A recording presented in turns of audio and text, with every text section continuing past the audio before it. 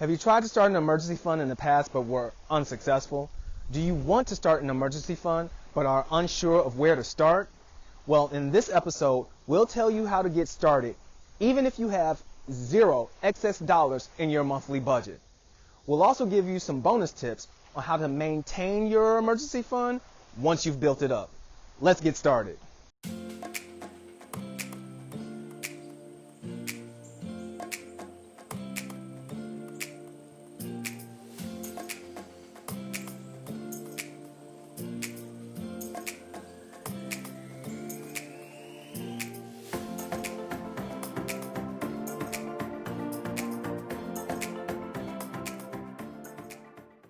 Hey friends, it's Jared Rogers CPA here, back with another episode of Minding My Money Mondays, a common sense talk about money matters.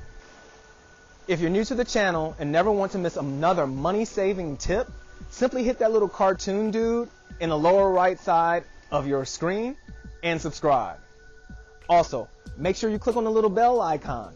That way you'll receive notifications every time a new video is posted. So, what is an emergency fund? Well, quite simply put, it's insurance.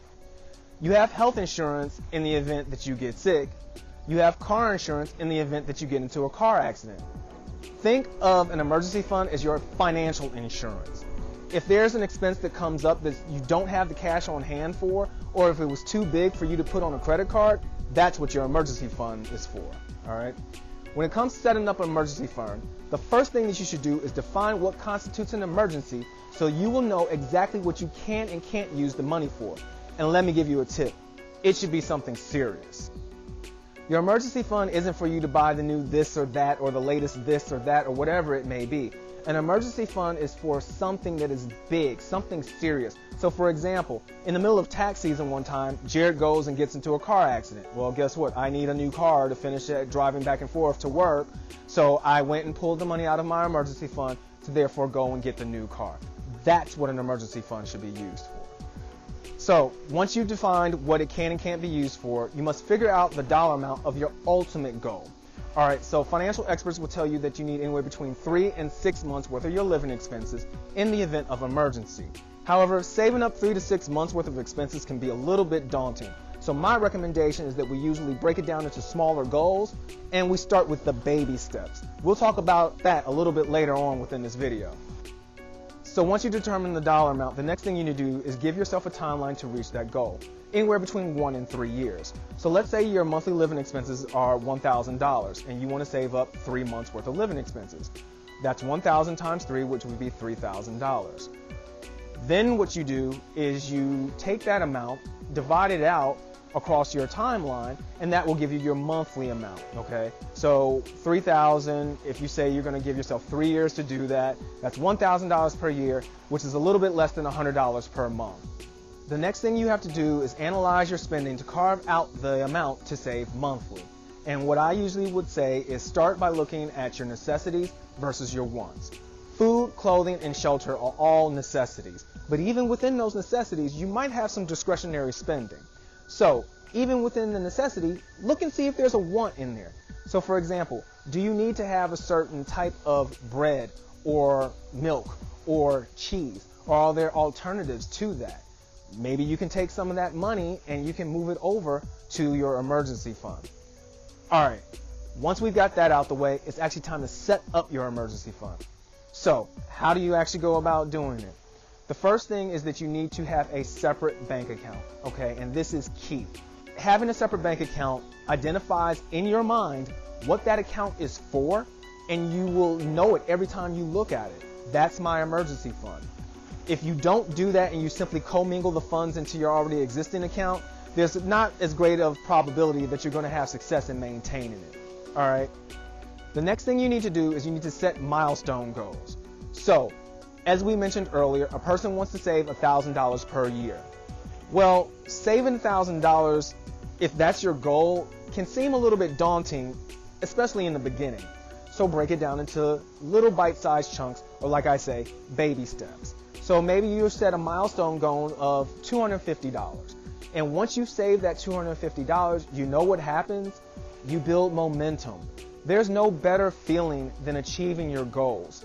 And once you've achieved one goal, that's going to give you the momentum to keep moving forward. So 250 to 500, and the next thing you know, before the end of the year, you've saved $1,000. All right, you need to make your contributions automatic. So you can set them up in which you have a routine withdrawal from your checking account over into your emergency fund. And this can happen twice a month, it can happen once a month, whatever. But by setting it up and making it automatic, you're ensuring that it's going to happen. And hey, out of sight, out of mind.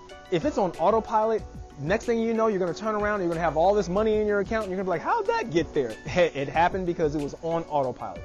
The other thing that you can do is you can set it up so that it happens on payday. And even better, you can set it up so that you have your employer direct deposit it into that separate emergency fund account. So many employers will split your direct deposit. You can say you want 90% to go to your main account and 10% to go to your emergency fund account. Easy peasy, super simple. That's a good recommendation to make sure it happens. So now let's talk about those tips to ensure that you maintain your fund once it's established. The first thing that I usually recommend is to use a bank that is not associated with your main bank. So you can pick a community bank, you can pick an online bank. The harder it is for you to get to your money, the better, all right? Second tip, once you hit your long-term goal, start to lock your additional funds up in harder to reach vehicles, such as a money market account or a certificate of deposit, a CD. Because guess what? There's usually penalties if you pull your money out of a CD earlier. It can be as short as a 6-month CD, but once it's locked up and tied up there, you're probably not going to touch it. The last thing that you want to do is you periodically want to fund that account with extra money. So, did you work some overtime? Put it in the emergency fund. Did you get a tax refund? Put it in the emergency fund. Did you get a raise this year or this last week? Put it in the emergency fund. So if you do those 3 things consistently, as well as all the other tips that I mentioned, before you know it, your emergency fund will be accumulated, vast, and hey, there in case you need it. And with that, my friends, we've reached the end of another episode.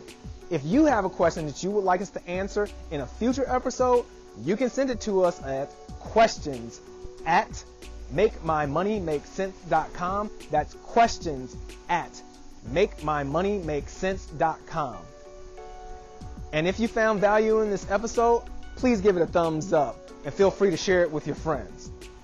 So like I always say at the end of every episode, it's been fun, it's been real.